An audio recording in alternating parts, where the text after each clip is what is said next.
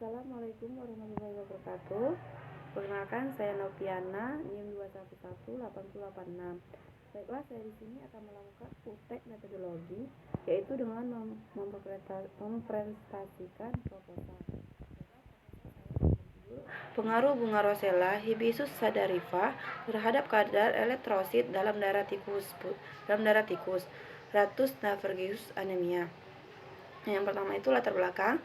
Tanaman penghasil serat alami dari genus Hibiscus yang cukup populer di negara Indonesia adalah jenis Hibiscus cannabinus L dan Hibiscus sadarifa L. Spesies H. Cannabinus biasa dikenal dengan nama kenap yang memiliki potensi sebagai penghasil serat alami yang dapat dimanfaatkan dalam pembuatan tali, karung, interior mobil, polimer komposit, kertas, permadani, dan kerajinan. Sedangkan spesies H. sadarifa L biasanya dikenal dengan sebutan rosella. Spesies H. sadarifa merupakan spesies rosella herbal yang memiliki potensi sebagai sumber bahan pangan fungsional, antioksidan, antibakteri, zat berwarna alami, serta pemanfaatan dalam bidang kesehatan.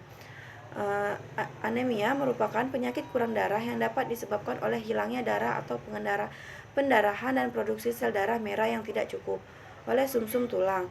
Anemia ini bisa ditandai dengan gejala cepat lelah, kurang bergairah, tidak mampu berkonsentrasi, kurang selera makan, pusing, sesak napas, dan lain sebagainya.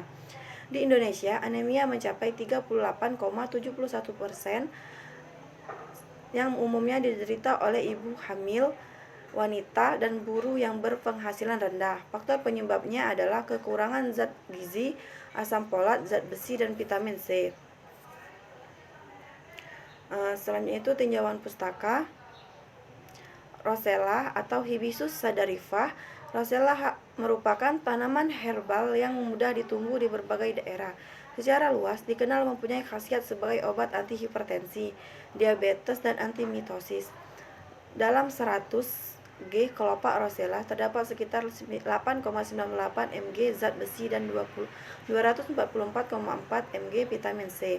Adanya kandungan zat besi dan vitamin C yang tinggi ini diduga dapat meningkatkan jumlah elektrosit dalam darah tikus putih. Selanjutnya, darah. Fungsi utama sel darah merah adalah untuk mentransfer hemoglobin yang selanjutnya membawa oksigen dari paru-paru ke jaringan. Selain itu berfungsi dalam mengkatalisis relaksasi antara karbon oksida dengan air. Selanjutnya tikus putih. Tikus putih atau Ratus Navigeus merupakan salah satu hewan percobaan di laboratorium yang biasa disebut tikus putih. Hewan ini dapat berkembang biak secara cepat dan dalam jumlah yang cukup besar. Sri Utami dalam Rizkana 1999.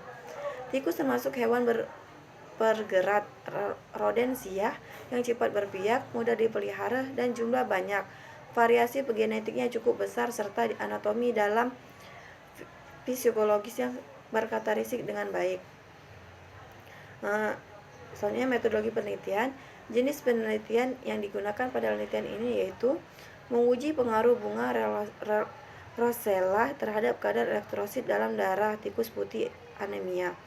Penelitian ini dilakukan di Laboratorium Mikrobiologi Institut Ilmu Kesehatan dan Teknologi Muhammadiyah Palembang yang berlokasi di Jalan Ahmad Yani 13 Ulu Palembang, Provinsi Sumatera Selatan, dan Balai Besar Laboratorium Kesehatan Palembang.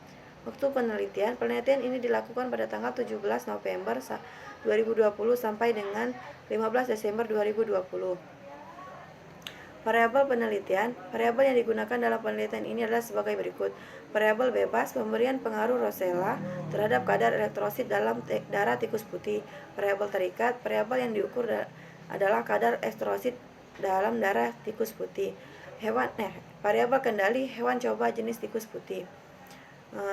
Alatnya itu neraca Atlantik, sarung tangan plastik, papan penggaris, squid, tabung relaksasi, kertas saring kasar halus, beaker gelas 100 ml, gelas ukur 10 ml, tabung Elimier 500 ml, blender, gunting Eppendorf untuk menampung darah, hemosimeter, mikropipet ukuran 20-1000, kapas, spidol, marker merah, hitam dan biru, sangkup rangkap.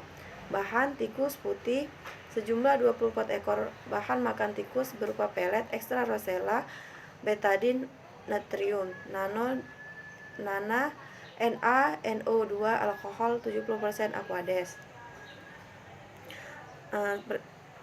Prosedur kerja persiapan hewan. Sebelum melakukan penelitian, hewan harus didapatkan adaptasi selama 1 minggu dalam kandang dan suhu kamar 20-25 Celcius.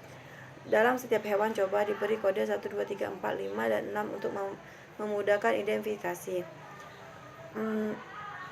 Penghitungan dosis rosella. Penelitian Arellano 2004 menyatakan bahwa pemberian ekstra kelopak rosella dalam 10 gram kelopak kering dengan penambahan air 0,51 liter menunjukkan hasil penurunan tekanan darah secara signifikan.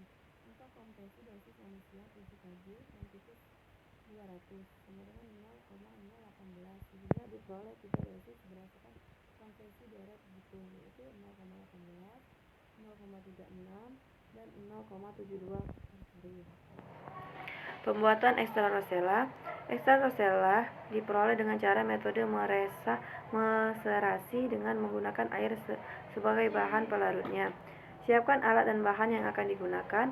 Rosella yang telah kering ditumpuk hingga halus, masing-masing dengan dosis 0,18, 0,36, 0,72 per hari. Larutan dalam Aquades sebanyak 9,18 ml.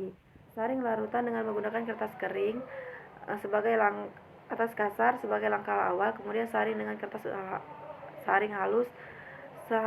Hasil saring halus merupakan ekstra dari rosella.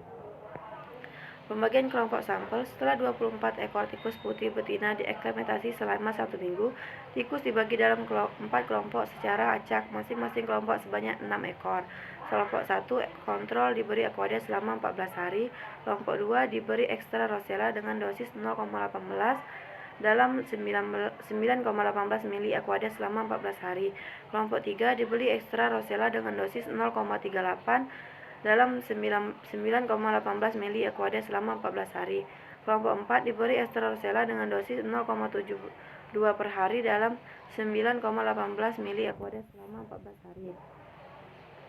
Hitung jumlah elektrosit. Darah dari ekor tikus dikeluarkan secara perlahan-lahan dengan menekan pangkal ekor, kemudian diurut sampai ke ujung ekor. Darah dihisap pipet Thomas sebagai angka 0,5 atau 1,0. Larutan pengencer Heyman dihisap dengan pipet Thomas sampai angka 101. Terjadi pengenceran 1:200 atau 1:100. Kedua ujung pipet ditutup menggunakan ibu jari dan jari tengah. Kocokan dilakukan dengan cara bolak-balik.